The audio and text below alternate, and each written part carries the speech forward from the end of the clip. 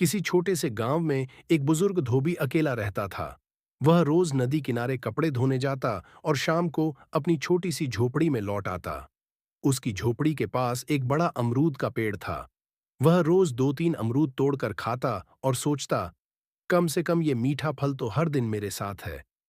लेकिन धीरे धीरे उसे लगने लगा कि अमरूद कम हो रहे हैं। उसे शक हुआ, कहीं कोई चोरी तो नहीं कर रहा।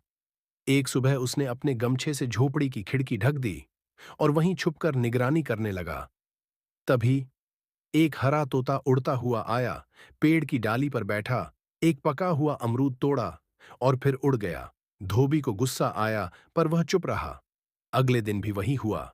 अब उसने तय किया, मैं इसका पीछा करूंगा, देखूं कहां ले जाता है। तोता गांव के बाहर उड़ता हुआ गया और एक पुरानी टूटी हुई खंडहर में घुस गया।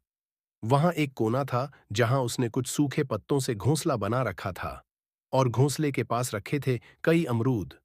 धोबी चौंक गया। फिर उसने देखा, तोता अपने पंखों से अंडों को सहेज रहा था। वो मां नहीं, बाप बनने वाला था। अपने बच्चों के लिए खाना जमा कर रहा था। धोबी की आंखें भर आईं।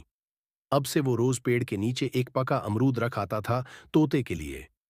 कुछ दिन बाद भारी बारिश शुरू हुई। तेज आंधी आई और खंडहर की छत ढह गई।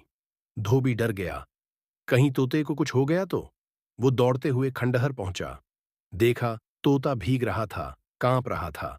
उसका घोंसला बर्बाद हो गया था। धोबी ने तोते को अपने गमछे में लपेटा और झोपड़ी में ले आया।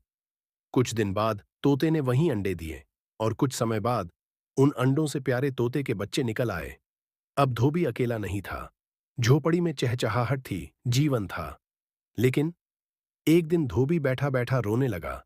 फिर से किसी ने लाइक सब्सक्राइब नहीं किया।